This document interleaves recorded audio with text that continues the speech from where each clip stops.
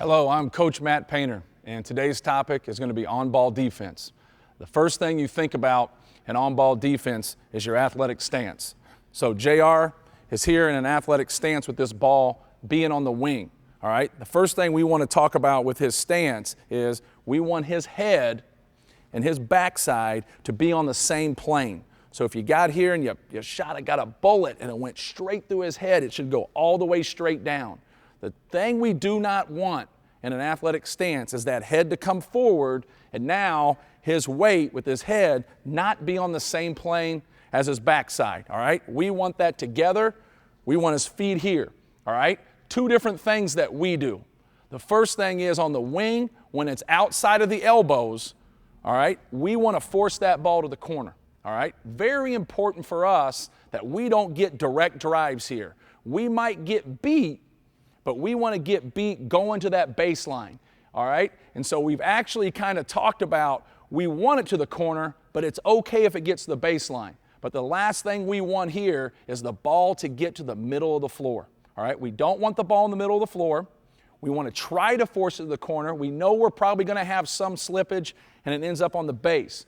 But the thing we really don't want when it goes this way is a direct drive through that block. We want to stay away from that. But it really starts with our stance, all right? The thing JR has to understand while guarding Sam, all right, is that he must trace this basketball because Sam has a live dribble, all right? If Sam doesn't have a live dribble, all right, and he's used his dribble, JR would lock up into the ball and yell dead and trace the ball, letting his teammates know, all right, his dribble is dead, they can get into the passing lanes, and now it changes our philosophy away from the basketball. But right now, Sam has a live dribble. So JR's in a stance. Depending on Sam, what he can and can't do is going to be the distance for JR.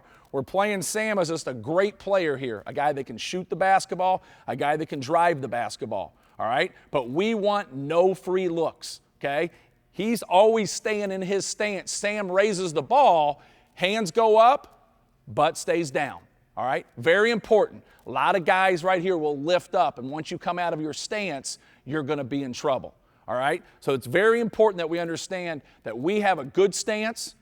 We're tracing the basketball. We are funneling and pushing this basketball to the corner, all right? Very important he keeps a wide stance. He's going to give 6 inches and take 6 inches when he pushes off driving, all right? So if Sam takes one dribble to the base, he's pushing off with his foot, he's stepping with this foot here, all right? Come back here, Sam. The last thing we want here now is when he drives middle, all right? We don't want to open the gate, okay? We want to make this step out, same kind of philosophy, push it off, but he wants to stay square to the basket. He probably overextended himself a little bit there. He wants to do that there. If this ball starts to go out to half court right here, now he needs to change his philosophy and straighten the ball up, all right? But when we talk about on-ball defense on the wing right here, all right, the last thing we want to do is step with our hands and get this foul, all right? We do not want that. We want to keep it out of the middle, but we don't want to get up there and then get in with our body, and now we get a foul, and that's counterproductive. We do not want that. So